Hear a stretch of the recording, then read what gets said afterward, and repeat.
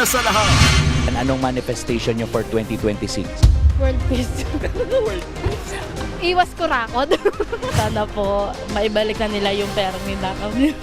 Maayos na yung sa flood control. Sa ibang bagay na punta, di ba? Gaya ng mga healthcare natin, mga ganun sana. Tapos mas maayos na kalsada. Mga kapatid, alas 5:30 na. Ito na mga bumabanderang balita. Nadali ng paputok, mga naputukan sa pagsalubong sa bagong taon, pumalo na sa mahigit 200 ayon sa DOH. Hindi siya dawit.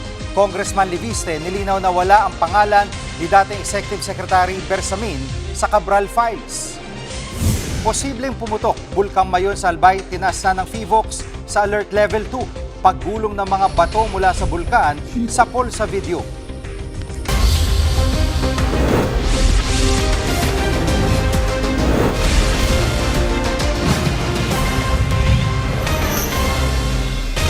Napahira ng disgrasya masayang pagsalubong sa bagong taon. Sunod-sunod na sinugod sa mga ospital ang mga biktima ng paputok.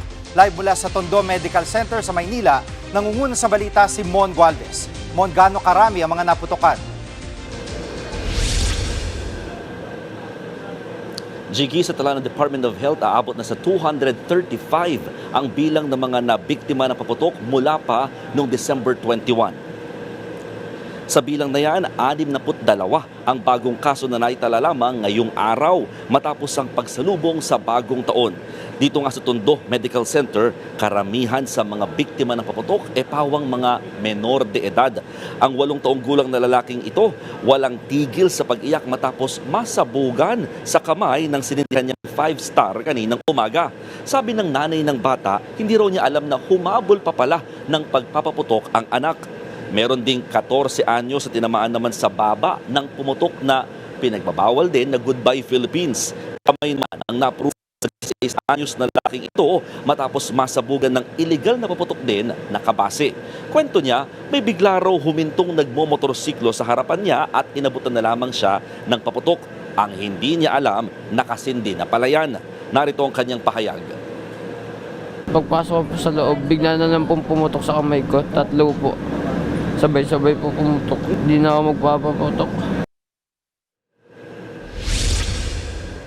Jiggy, ayon sa mga doktor dito sa Tondo Medical Center, marami nga sa mga pasyente talagang bata, o mga menor de edad. Isa sa pinakabata nga raw dyan ang 6 na taong gulang na pinagsindi lamang ng sintron ni Judas. Pakinggan naman natin ang pahayag ng isa sa mga doktor ng naturang ospital.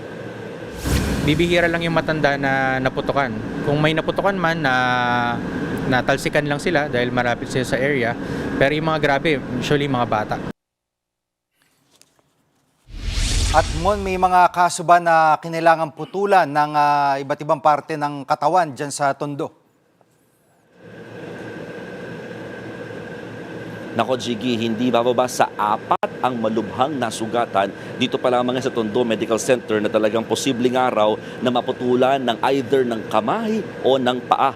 Mula December 21, aabot na sa 74 ang kabuang bilang ngayon ng mga firecracker-related injuries na dinala dito sa Tondo Medical Center. The last count was 73. May humabol pa ngayong hapon na 74 na nga, at posible pa rin tumaas yan dahil marami pa rin daw ang isinusugod na biktima ng paputok kahit tapos na nga ang pagsalubong sa bagong taon, lalo na yung mga naglilinis o yung mga hindi pa sumasabog na mga paputok. Yan muna ang latest mula rito. Balik sa iyo, Jiggy. Yan po ang ulat ni Mon Gualvez live mula sa Maynila. Sa ibang balita, nilinaw ni Congressman Leandro Leviste na hindi niya dinadawit sa Cabral Files si dating Executive Secretary Lucas Bersamin. Sa isang Facebook post, nilabas si Leviste ang listahan ng 75 proyekto ng DPWH na may budget na 8 billion pesos sa 2025 draft budget.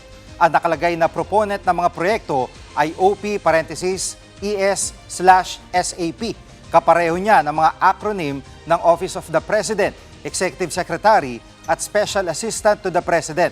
Pero ayon kay Leviste, hindi niya tiyak kung anong ibig sabihin ng mga acronym na yan na nasa Cabral Files. Naniniwala rin daw siyang hindi yan si Bersamin. Nauna nang tinanggi ng dating Executive Secretary na nagsulong siya ng mga proyekto sa DPWH. Ganyan din ang sinabi ng Office of the Special Assistant to the President sa isang pahayag. Ayon naman kay Palace Press Officer Claire Castro, sinusuri na ng ombudsman ang Cabral files. Anya, ang mga kwentong walang matibay na ebidensya ay nananatiling haka-haka lamang. Hihintayin na lang daw ng ombudsman ang magsalita tungkol dito. Itinaas na ng PHIVOC sa level 2 ang alert status ng Bulkang Mayon sa Albay. Ibig sabihin may banayad na pag-alborotong bulkan na pwede mauwi sa pagputok nito. Nitong December 31, nakapagtala ang PHIVOC ang 47 rockfall event sa bulkan na pinakamataas sa nakalipas na taon. Sa video ng isang netizen nitong Martes, kitang paggulong ng mga bato sa slope ng bulkan. Dahil sa nasa alert level 2 ang Mayon, bawal pumasok sa 6-kilometer radius permanent danger zone. Bawal muna ang ATV ride sa bulkan na isa sa mga tourist attraction. Bawal ding lumipad ang mga helicopter at eroplano sa ibabaw mismo ng crater. Susunod, higit 20 sugatan matapos pasabugan ng granada sa gitna ng pagsalubong sa bagong taon. Diyan lang kayo mga kapatid, dapat una sa lahat.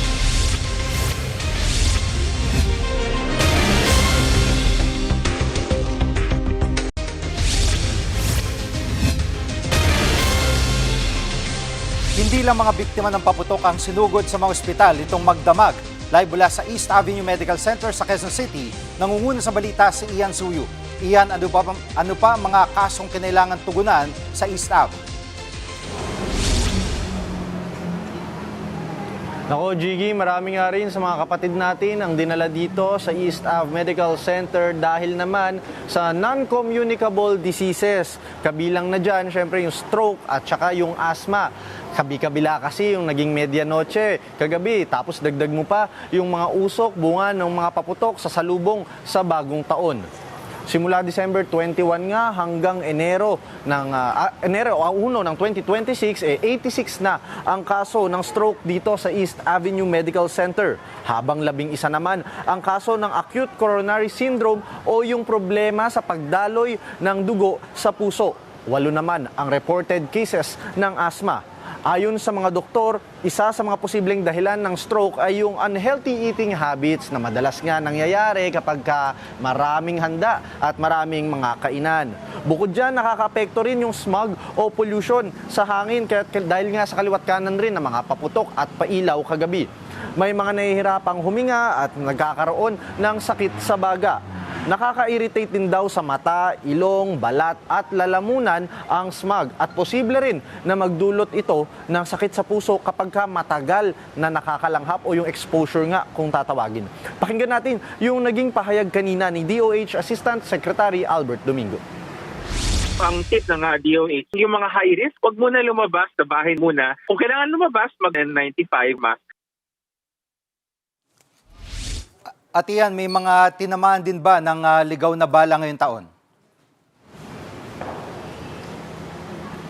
Jiggy, meron nga kaninang isinugod dito ng isang lalaki na tinamaan ng ligaw na bala sa binti. At kanina nakatanggap na rin tayo ng additional information mula sa Philippine National Police na may 11 cases na ng indiscriminate firing sa buong bansa na yan. 3 raw dyan, mga miyembro ng kapulisan ang suspect. Meron ding isang naitalang biktima naman ng ligaw na bala sa Bulacan. Jiggy, bukod sa mga non-communicable diseases, may naitala ring 52 trauma cases dito sa EAMC dahil naman daw yan sa pagkalasing. Sa bilang na yan, 38 dyan out of 52 ang vehicular accidents.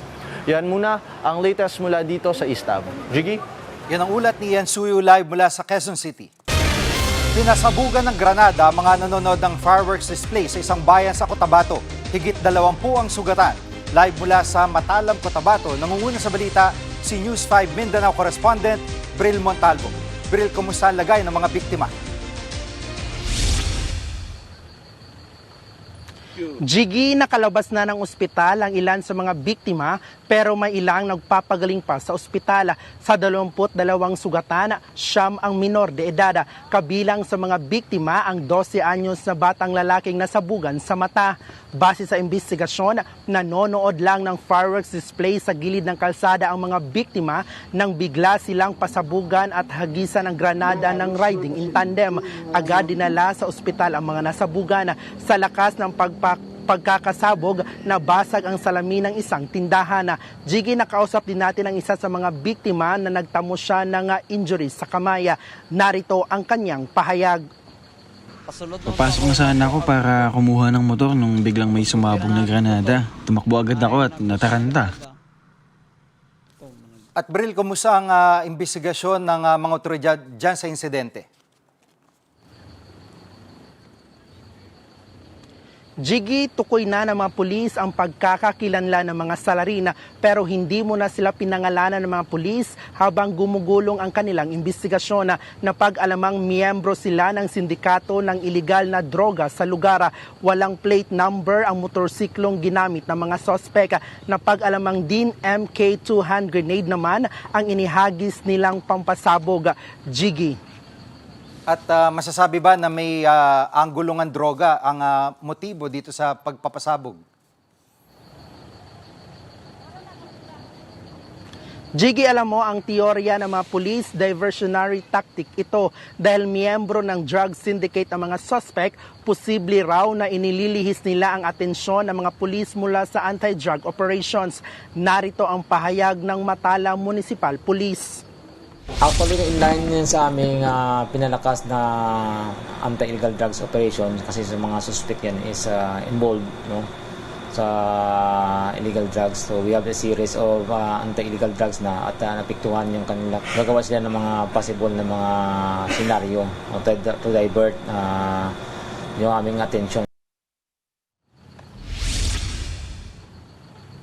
Jiggy, patuloy na tinutugis ng mga pulis ang mga salarina. Naka-heightened alert ang PNP sa lugar dahil sa insidente. Yan muna ang latest. Balik sa iyo, Jiggy. Yan po ang ulat ni Bril Montalvo live mula sa Matalam, Cotabato. Susunod, sa pagpasok ng 2026, ano kaya ang pananaw ng mga Pinoy? Huwag kayong bibitiw, dapat una sa lahat.